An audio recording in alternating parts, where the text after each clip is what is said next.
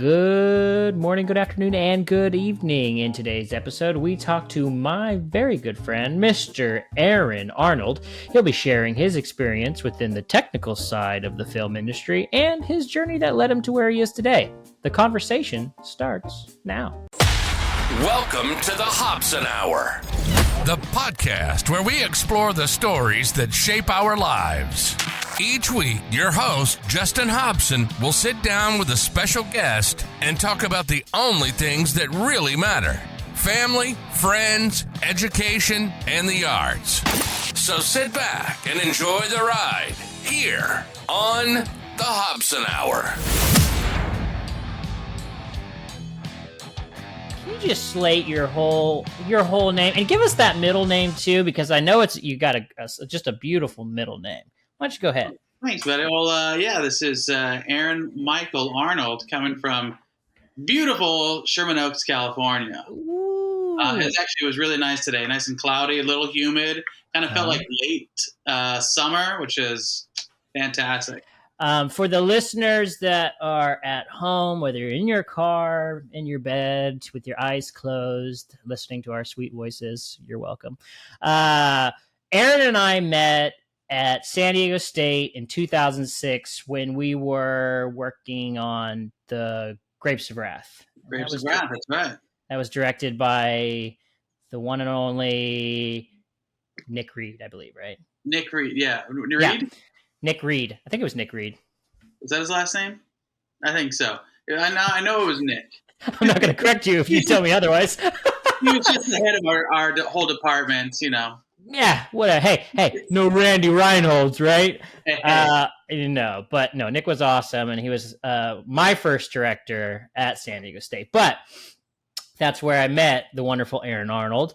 And, you know, man, it's funny because I'm going to have a lot of people on who have a theater degree, and I don't know why we do it, because there's no logical reason why anyone anywhere on planet Earth should pursue a theater degree. There's no logical reason. There's no job security. There's no health package. There's no instant job at the end of the tunnel when you graduate. There's nothing. And as we get older, now we're in our mid to late 30s, it seems even more insane when you think about it. So that's my first question to you. Why in the hell did you pursue a theater degree? Yeah, that wasn't my first choice, actually. Communications major, huh? Actually, I started as a pre-film major because I wanted to be going to the film program there. But at the time, and probably as it is now, it was a small program and super impacted. So, unable to get in there to apply, you had to have a whole resume, a whole backlog of works that you've done, works that you're, previously working on or continuously working on. You needed letters of rec. There's this whole list of criteria to even just apply. And it's funny, you need to have, short films or things that you'd already worked on, but you weren't allowed to touch a camera or any of the equipment. So you had to have it yourself. Whereas I had friends at Long Beach City College, and in their first semester, they had a camera in their hands and they were making short films. So maybe if I wanted to go into the film program, I should have done something like that, gone to City College, built up some work, and then applied. But where it stood at San Diego State, that just wasn't possible. So I took a couple of years, did a lot of GEs, tried to figure out where I wanted to go. I actually was thinking about going into geography as a major because I really like geography. I was thinking about doing cartography. I like maps. I don't know, that kind of maybe didn't stem from being in the Boy Scouts, but I remember in Boy Scouts, I was always the one with the map. I was always charting courses and leading the trails or leading the hikes. I got to sidebar that because whenever we have been anywhere and on vacation together, you can blindfold Aaron, turn him in a circle, and he'll know where north is, south, east, west. you've always had that ability. I've always been very impressed and envious of it, to be honest. Yeah. Even today, like I'll type in an address on Google Maps. I'll look at it once and then be like, oh yeah, I know exactly where we're going, and then just be able to go there. And then usually once I've driven someplace once, I can just remember how to get there in the future. Well, good for you, Aaron. So happy for you. So then I wanted to maybe go into geography, and I talked to the counselors there, the guidance counselors, and they said that I'd taken so many geography classes that only half of them would actually count towards my major. I would get credits units, but I would still have to take all kinds of other classes. And I was like, well, screw that. I already took them. Why would I have to take other ones? So then I landed in the theater department. I did theater in high school. I did acting and improv. Right. I decided that I wanted to kind of get behind the scenes. Was that because you were frustrated with what you had learned about, your units not being able or being very applicable? You were like, screw this. I'm going to go do something that I know and enjoy. I think so. I think I'm a creative person. I love being creative. I love being in that environment. I feel like that's kind of an environment where I thrive. Mm-hmm. And theater was something that I knew and I loved, and I love the family of theater. Definitely a little bit more so with the actors that I know, like you and Phil, and there's that whole family. And I was a part of it, but I was on the technical side of it. Right. And I love design. So I ended up getting my degree in design and technologies for theater and film, but with an emphasis in theater, but with an emphasis in television and film. I kind of figured it was maybe a back way into film, and not having to apply and getting into the film program.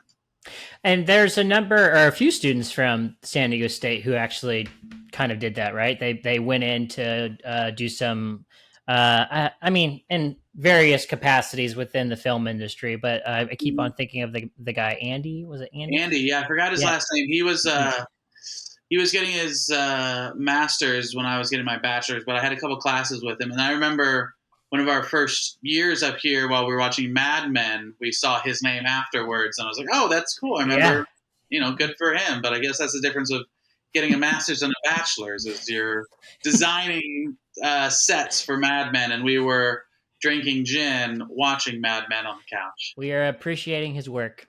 Yeah, we sure were. Every day for the whole summer. Yeah, no, it's interesting because you didn't really meet the mold of someone who worked behind the scenes, because not only were you, I guess, from a social standpoint, because most of the people who worked on set design or whatnot, I guess they operated in their own little spheres, social spheres, and you always kind of had your foot within the performative space to some degree or another. And that's probably why you ended up having a number of roommates who were performers within the theater department. Yeah, no, like I said, I was acting in high school, and I played drums since I was 10. So performance was always a part of who I was. And I feel like I'm both the creative and the technical in the same person, which sometimes means that I'm just in a battle with myself. Even just setting this up tonight, it's like, it'll be fun, little podcast, but the lights weren't right, the background wasn't right, so I just, instead of just shutting up and being pretty face on camera, I had to think about all these technical aspects. But no, I always enjoyed that. And the thing is, you guys are always so lively. Tech people can, just hang out, be grumpy in their black clothes, and everyone, all the, you, Phil, all the Julio, all the performers that we had in the house all the time. It was just made for an amazing experience, and it was so much fun. That 63rd was a fun house to live in. Oh, I feel like I felt like I hit the jackpot when I landed at 63rd, because prior to 63rd there was a Rosa, and a Rosa was the big theater house. And all of a sudden there was these snickerings about, oh, this 63rd place. And then all of a sudden 63rd, became quite something. And it just worked out where, due to a beer pong game that I happily lost to Julio. I remember that, there was no talk of you guys moving in. You just came over to me at some point. It was like, hey, so me and Julio are moving in next month. We played a game of beer pong, and that's happening. I was like, I guess I'm on the lease, but sure. Don't know who you're talking to, but yeah, sure, I guess so. That's all college logic for you right there. All right, so I'm curious. You were talking about this switch from potentially geography going into being more hands-on within the theater department. What was your parents' reaction to all of this? I mean, were they okay with it? Were they? Yeah, my mom has always been super supportive of me just going after what I want, and whether she may or may not have thought, oh, a theater degree, that what's that going to do you in the future? But I think she knew that I was excited for it, and she also saw the potential because I was going on the technical side of it versus just performance. Right. But no, there was never anything but support from her and from my dad. Yeah. I think it's also you have history in the arts. It's funny. I was listening to Phil's podcast the other day, and like, you're an artist, but and I'm like, oh God, that sounds so bad. But it's true. I mean, in the sense that like you also are an artist, and a multifaceted artist at that.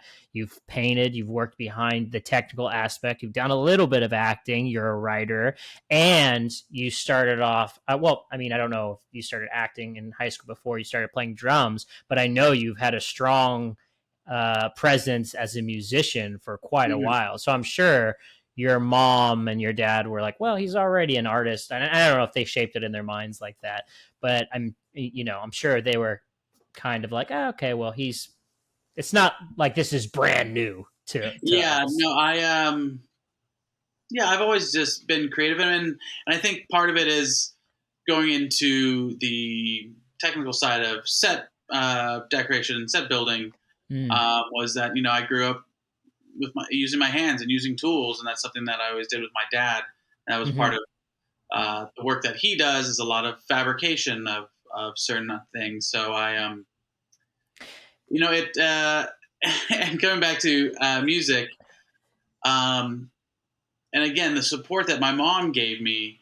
Drums is not a quiet instrument. So especially the way you play them, because you get into it, baby. Yeah. There's no way to stay quiet playing drums. You can start that way, but once you get into it, you're just feeling the groove. And I'm not necessarily like some people smash the drums. I don't, but I'm not quiet. But at least now when I play, it sounds like music. Versus the first couple of years, I'm sure it might have been a little rough. We didn't have a big house, so I'm sure it just traveled everywhere. Right. But yeah, so the fact that they could support me doing that, I think it made it a little bit easier when I said I wanted to go into film or I wanted to go into theater. That they've always supported my creativity. Yeah, in that way. So where are you at now? I mean, we're gonna jump forward, obviously, a whole slew of years. But before you do, sorry, go ahead. I also just wanted to add to it. I left San Diego and I moved back to Long Beach for 2 years. Right. And then at 25, my dad was like, you know what? How many people at 25 live at home anymore? So you got 4 months. So he gave me the boot, which is fine. It's what I needed. I was already planning on it, but I needed to move to LA, but I didn't know anyone out in LA. So I was like, you know what? Let me make a phone call. And I remember thinking I was going to call you because I knew you were graduating, and I thought I was going to have to convince you to move up to LA. I didn't know what your plans were. And then I called you. He's like, so you're graduating. What are you doing? And you're like, oh, I'm going to move up to LA. And I was like, well, cool.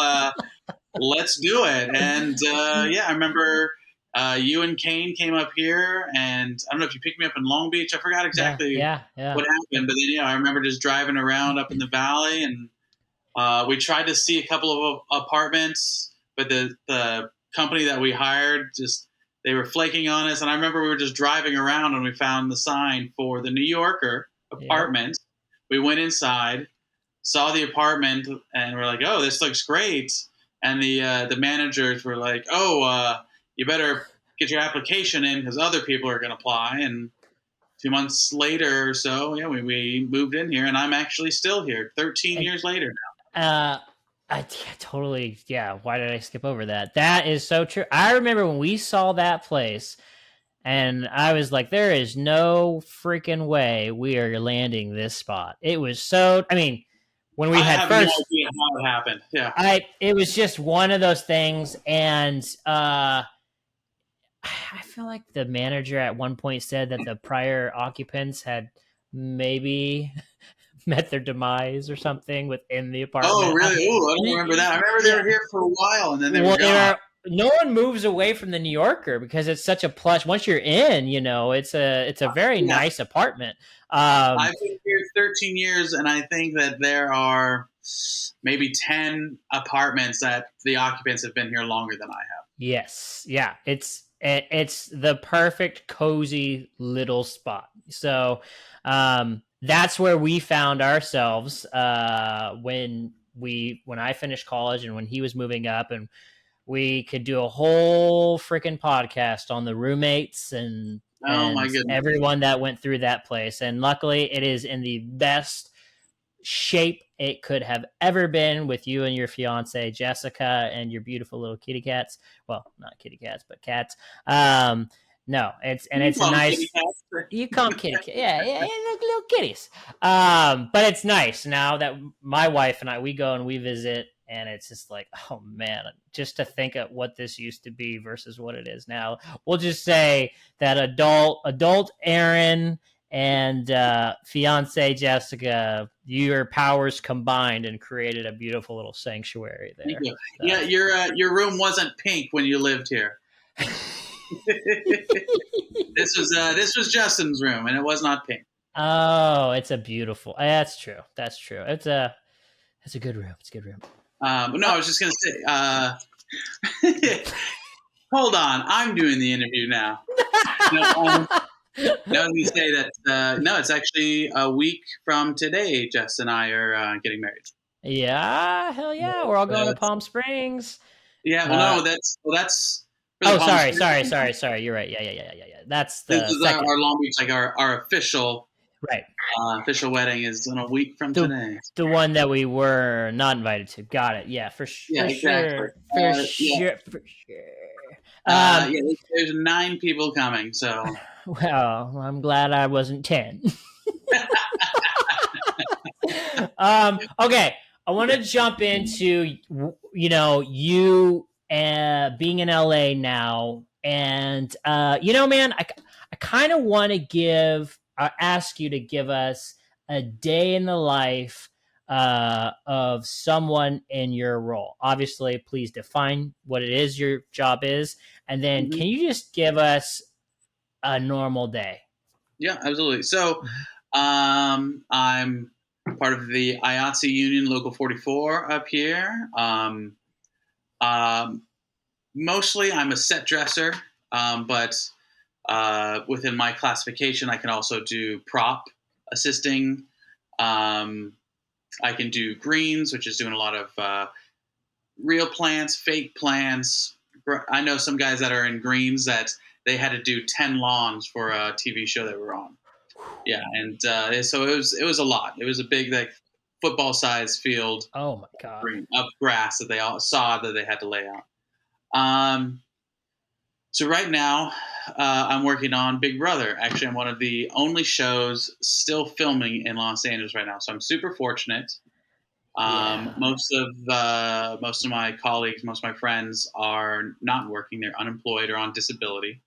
And I was actually just talking with one of my friends the other day that her and her husband both do what I do. So, and they're both out of work. So they are struggling to get by. And they have a small, I think their son is 5. Mm-hmm. Uh, Mm-hmm. they're enjoying having more time with their son at such a young age, but are definitely itching to get back to work. For sure. So I'm very fortunate to be on a show and working.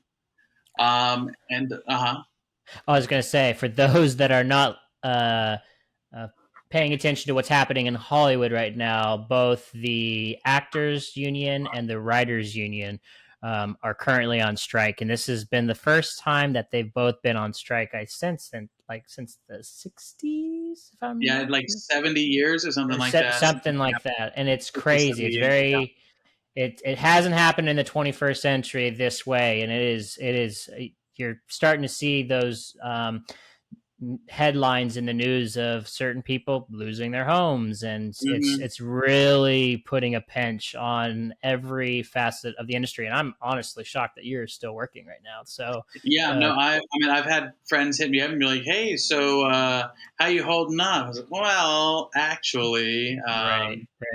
but no, and no one's jealous or anything like that. They're all like, "Oh, wow." I mean, there might be a little bit of jealousy, but everyone is sort of like, "Wow, good for you." Like, I'm glad someone is working.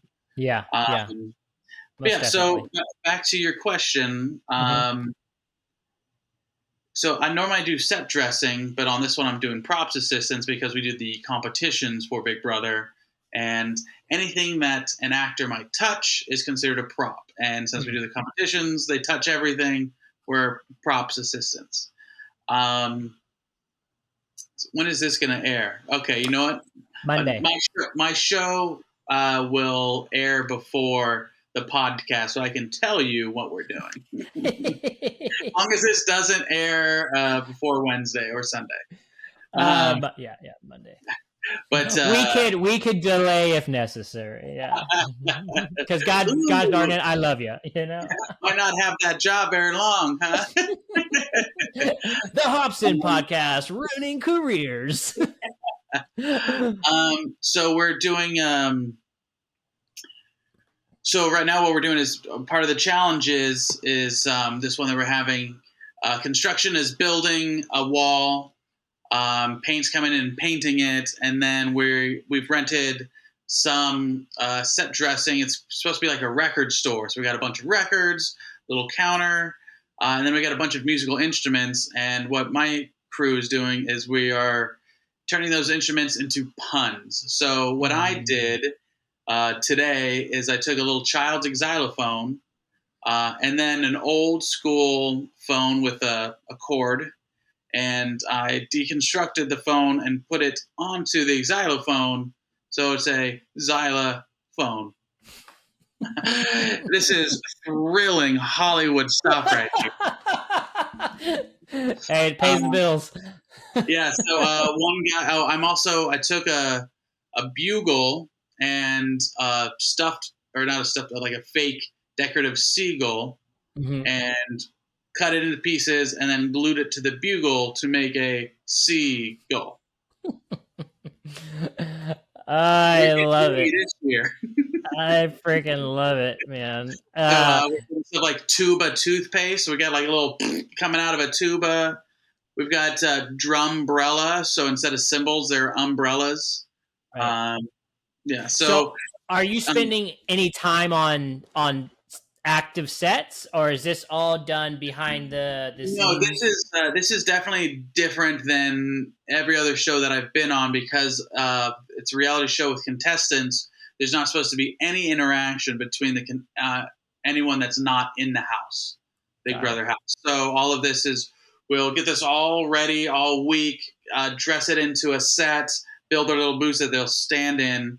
and we'll be doing that Saturday until noon, and then around 1 or 2, the contestants will come in. They'll do the game for an hour or two, then they leave, and then we just take it all away. Now, where does that go? Where do you deconstruct it, trash it, or is it donated to a prop house? What's the story there? I hate to say it, that most of it gets trashed. Yeah. Some of like the specialty things, like the xylophone and the bugle, sea bugle, whatever they want to call it. They might keep those just and put it in a storage warehouse somewhere. We have some rentals that'll go back, but unfortunately, a lot of this stuff will just get tossed in the dumpster. There is a lot of waste in the industry, and this show, of all the ones that I've been on, is the absolute worst. Do you think people in your line of work, you in particular, do you think you have landed in your ideal spot occupationally within the industry, or do you see yourself somewhere else? Yeah, good question. Good question, Justin. No, so there, within where I am at in my union as either a set dresser or props assistants, usually people go one way or the other, going into set dressing, and then from set dressing you can go into being a lead man, which is hires all the set dressers and then runs the crew, does a lot of the logistics, which I've done that before, and that's kind of up my wheelhouse a little bit. I'm very logical with my brain, and so I've done that, and that seems kind of like a natural fit, and it's less moving furniture. And then if you wanted to move, some people move from that into a shopper or move into a set decorator. And then people on the prop side, I could become, if I wanted to work up to being an assistant prop master and then a prop master, that's another way you can go. But then you kind of max out at one of those two jobs. So you either really love props or you really love set dressing and set decorating. Set decorating and prop master, there's a little bit more creativeness, or room for creativity in those jobs. Whereas as a set dresser, I'm working with the set decorator, and I'm just moving furniture, putting things into place. Right. Not a whole lot of making the decisions. And I remember my degree is in design and technology. Essentially, I was thinking I wanted to be a production designer, which is the right.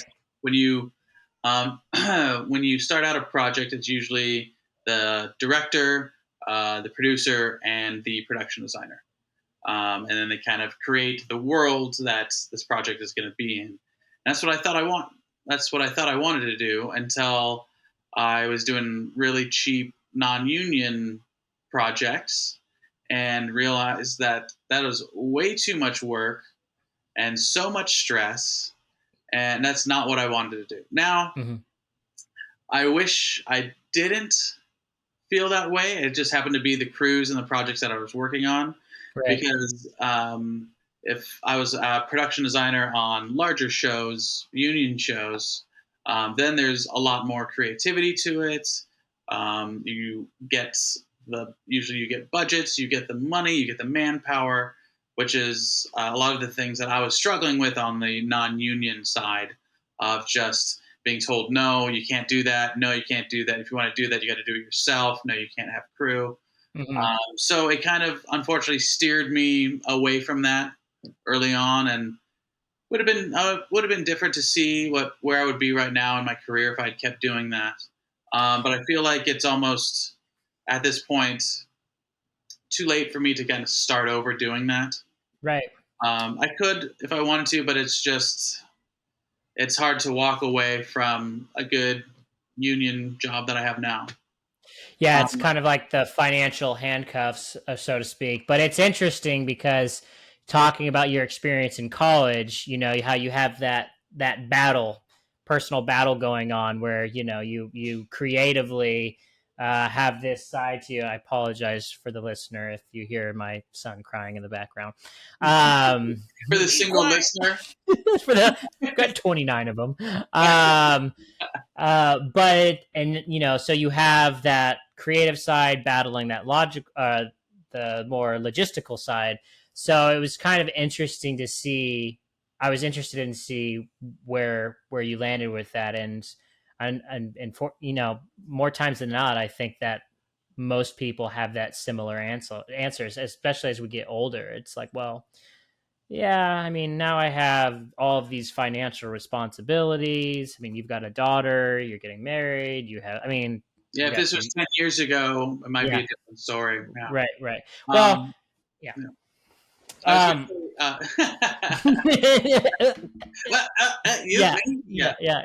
well, I was going to say also to kind of come back, and the second part of your question was if there's anything else that I'd like to do in the industry, and it actually is. There's not much creativity with what I do when I'm set dressing. Doing some props, there is a little bit of creativity, and it can be fun, right. but it's not what I prefer to do. I've worked with you on some of our productions, and really for a while there wanted to get into directing, and still, that would be a lot of fun to do. And I really enjoyed doing that. But I remember the last time I was really trying to get something going, I was producing it as well as directing, and I would get one person and then another crew member would fall out, and then I'd get one and then that first one would fall out, and it just kept on turning into being delayed and not having the money and not having the resources, and then a location drops out, and I got so tired of being on everyone else's schedule and dependent on everyone else and able for me to move forward, that's when I kind of really started to get into writing. And writing is it's nothing but creative. Mm-hmm. And it's all on my own schedule. So there's no one, pushing me back. There's no one delaying me. It's all just me holding myself back. Right. And I've really, the last couple of years, been kind of really getting into that, and slowly in between, working 60 hours a week, and then, planning a wedding, and then with my daughter, and then also just remembering to live life. But I'm constantly thinking about things, and then my creative process is just I'll think about writing for a couple of months, and then I'll just have a couple of weeks of just writing like crazy, 10 pages a night. And I haven't had one for a while, so hopefully next one soon. But yeah, now I've finished my my first 2 features and a couple of pilots.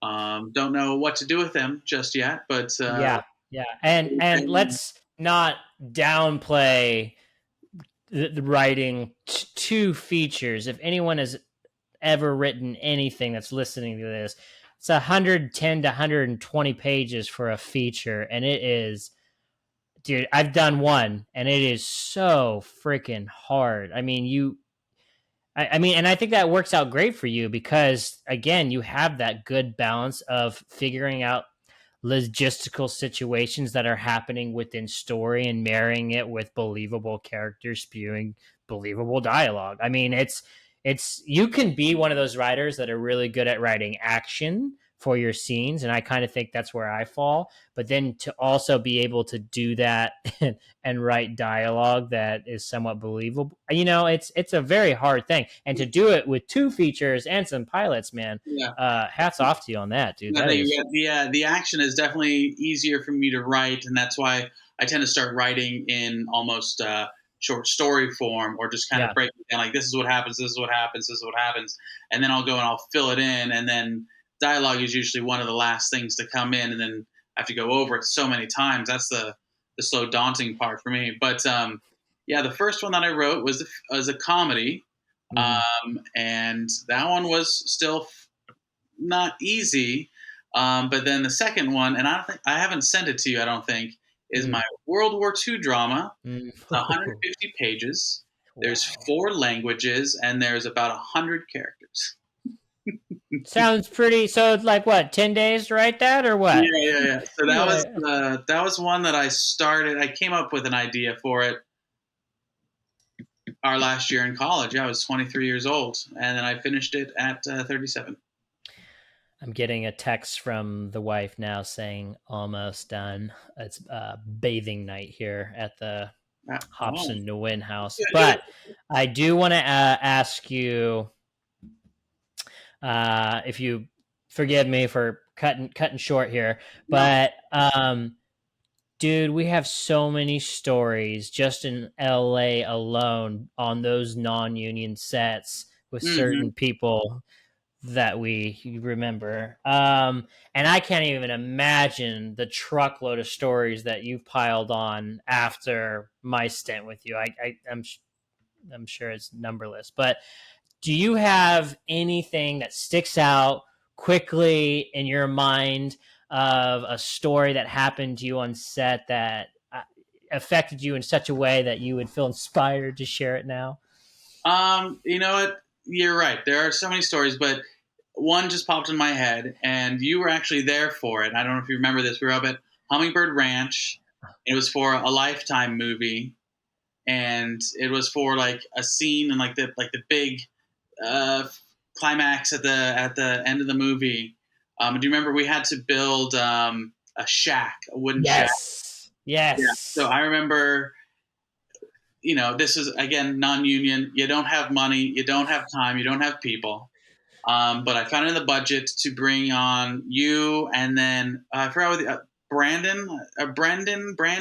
It Oh, was a yeah. friend of our roommate at the time. What was that Oh, roommate that we had? uh, Tattoos. to Michael or no? Oh, Nathan. Nate, Nathan. Yeah, yeah. Yeah, it Nathan was his Bond. buddy. And I remember we were out there, and it was one of the last days that we were shooting this movie. We were out at this big, gorgeous ranch out in Simi Valley, and up on the top of this little dirt hill is where they're like, "All right, you can put the shack up there." And I remember we bought pieces of fencing and 2x4s, and I remember we were just a mad building machine, just cutting wood, screwing in everything, like building 4 walls, and then driving it up the hill in this truck, unloading it, screwing it together, putting the roof on it, and then painting it and like aging it. And I remember the company was coming over in like 30 minutes to shoot. And so at that point, the onset dresser, the art director, the production designer, this is Vicky, Chewy, Yeah, Catch, yeah. all of them. And they're all in there with paintbrushes and just dabbing it and aging it up and aging it up.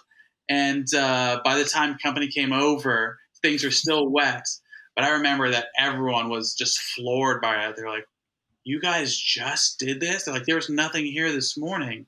And I remember the producers came over and the director came over and like I shaking hands. remember that. It's just one of those things where, just one of those miracles that everything just came together, and it was chaos, pure chaos for 12 straight hours. But we pulled it off. It looked amazing. And then the locations guy at the ranch there said, "That looks so great, you guys. Don't tear it down. Leave it." And it stayed up for about 2 years, I think, at the ranch. And I think people Wow. filmed at that little shack. Wow. It was what, 16 by 16 feet, something like that, with a Yeah, yeah. little thatched roof. But yeah, I remember it was a sad day that I showed up there for another shoot, and it was torn down, but it was up for years. Yeah. I think we have different moments from that same day that stick out because as great as that shack was, I think the thing that sticks out in my memory is you backing that big ass production truck up that dinky little road, and everyone just kind of being like, "Surely he's not going to make it. He's doing it. Wow, wow, wow. The shack is great, but look at this guy back this fucking truck up." For some reason, like I've always loved moving vehicles, and sure, I'll just back something up. But you've got so many favorite stories of just me backing vehicles up. Hey, it's impressive. It's so easy for you, but maybe it's because I've crashed so many cars that I'm just I'm in awe of someone who knows how to do it right. So, I remember but your face on this bachelor party a couple of weeks ago when I pulled around in this big 36-foot RV, and your eyes went, "Oh my I god, was, that's not what I was yeah, expecting." Yeah, I was like, that was pretty cool. Okay, I gotta wrap it. I've gotten a second text from the wife, and that second text is like business. So, Aaron Arnold, thank you so much. I hope this is not the first or the last time that we do this. Yeah, I mean, we've got so many stories, dude. We have so many stories, and I'd love to also bring a few other people on, and have some of the old folks on and talk about college and more, all of it. So anyway, thank you so much for being on the podcast, and I hope this doesn't get you fired at your job. So yeah, just wait until as long as it's done by Wednesday. The episode will already have aired, so I won't be giving away any secrets. I'll shoot you a text just to make sure before I. All right, sounds good. All right, man. Love you, brother, and I can't wait to go to this wedding. Love you too. I'll see you in 3 weeks in Palm Springs. Okay, yeah, all right, man. All right. Later. Hey, thank you so much for tuning in to today's episode. If you haven't already, please subscribe to the podcast or, leave a rating and review. Completely up to you. Until the next episode, we'll catch you later. Ciao.